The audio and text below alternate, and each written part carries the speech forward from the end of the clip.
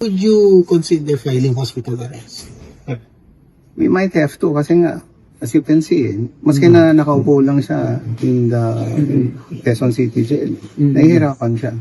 Pero yung hospital arrest There's mo a, parang you could consider it a potential pain management issue. Dati nakakayanan niya. Pinapatakbo siya ng ilang araw and then there's stress at nakadroga. Potentially po, sir, are you going to push him for sa government hospital or sa private hospital? I can't discuss na specifics. No. I'm just saying that he has a condition and it's one of the things that we have to look at. Masakit both knees. Yung nakita ko doon sa joint effusion, hindi maliwanag sa akin if both knees ang may fluid.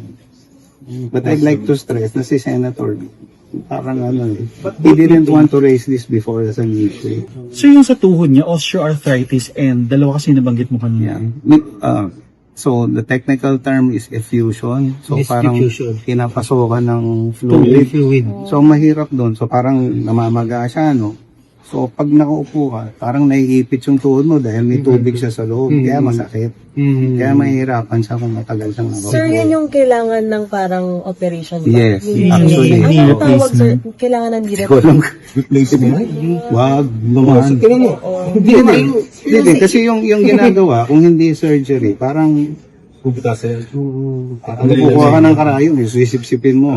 Okay? But it seems, because of the finding of the doctor, hindi na kaya ng ganun lang.